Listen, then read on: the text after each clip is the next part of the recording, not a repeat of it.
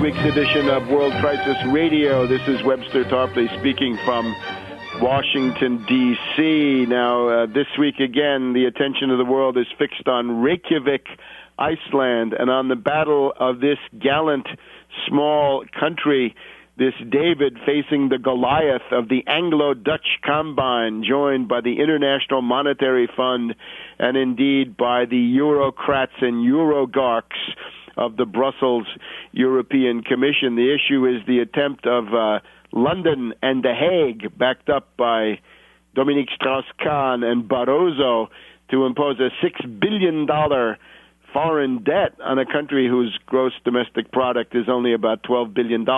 Last week we led with the electrifying news that Birgitta Jonsdottir, the courageous and admirable leader of the movement, a faction in the Icelandic parliament, had in a debate a week and a half ago called for a debt moratorium for Iceland. Iceland needs a debt moratorium, a debt stop, a debt freeze, a halt in all payments on principal and interest on foreign debt by Iceland vis-a-vis the Netherlands, vis-a-vis the British, and, take it from there.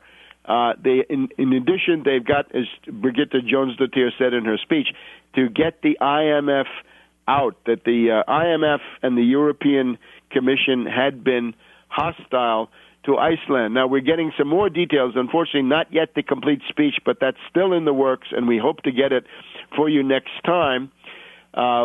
Another deputy of that same group, Thor Sari, S-A-A-R-I, another member of the Icelandic parliament, also a member of the movement faction, one of three in that parliamentary group, also called for a debt moratorium in the same debate.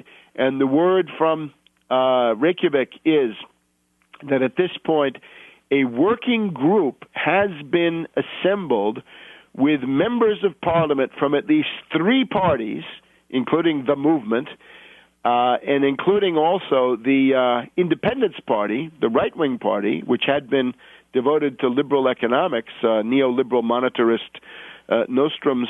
Will now be seen whether they're serious or not. But the word is that there's now at least the nucleus, the seed crystal of a cross-faction caucus, the Anti-International Monetary Fund caucus in the Icelandic parliament, which can lead the country into a decent future. So we'll have more of that next time as we get the full text of the speech. Now, we also devoted significant time last week to this Robert Fisk article about an international group that was apparently coordinating to relist all of the world's oil out of the dollar. Now, it's a complicated situation, as we pointed out, but maybe one way to clarify it is to look at the very interesting commentary by Ria Novosti and a very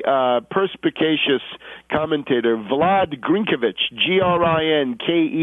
Grinkevich, at Ria Novosti, says a rumor reported by Robert Fisk in the London Independent created some panic in international financial markets. The Arab Gulf states allegedly talking to Russia, China, Japan, France to replace the U.S. dollar with a basket of currencies, including the Japanese yen, the Chinese yen, the euro, gold, and a new unified currency of the Gulf Cooperation Council. And this is an article where you got to read not so much the printed part, but between the lines.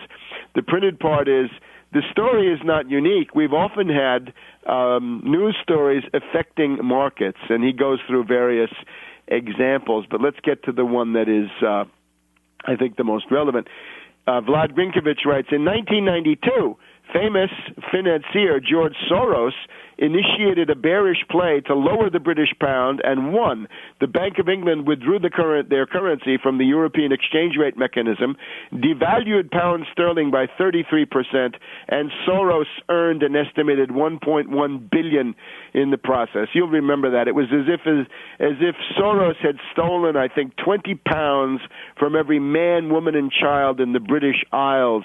This move, writes Grinkovich, made market analysts believe that Soros could manipulate the exchange rate single-handed, which was what he wanted. He said he would spare the Hungarian forint but attack all others.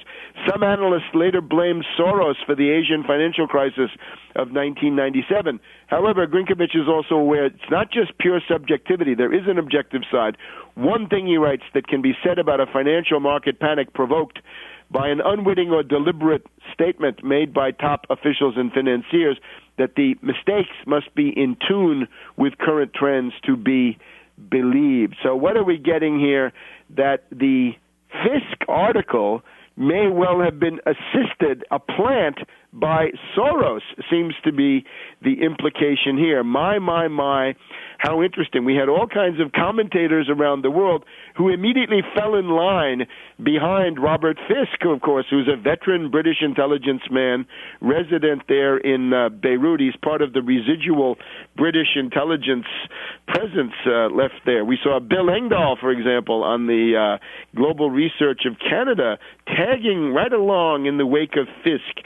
More prudent, I think, to step back, as I tried to do, and said, look, there is obviously the need to replace the dollar as the world reserve currency.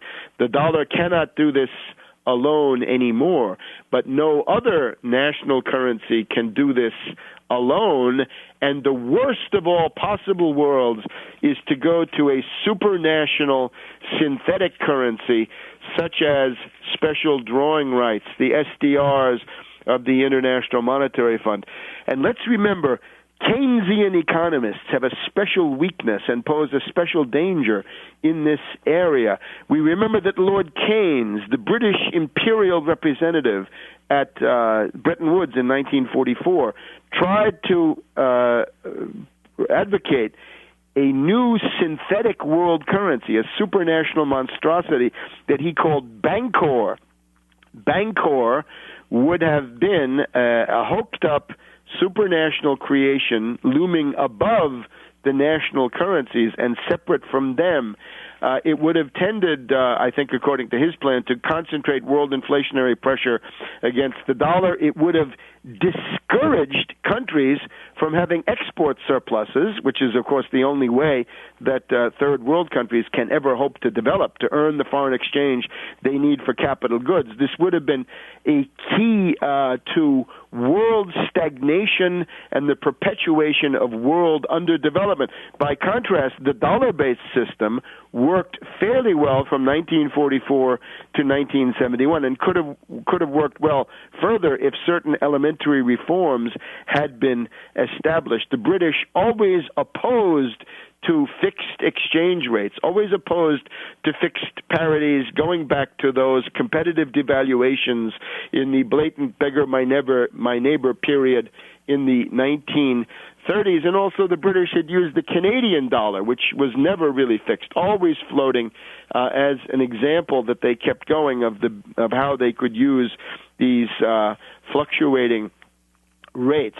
So interesting that RIA Novosti, in this article by Vlad Grinkovich, warns us, in effect, that many of these stories are planted. Remember, the British attempt is to get problems which may be real, to get in between the parties and to inflame and exacerbate, promote conflict among them. So the transition to a new reserve currency, as the large question of world monetary reform looms, has got to be done through negotiations. Now, the problems with Obama, of course, are obvious. The Obama regime very, very much opposed to this kind of negotiation. But don't believe everything you read. Dow $10,000 at almost 150 per euro. So a dollar Dow trade-off, and the crisis continues.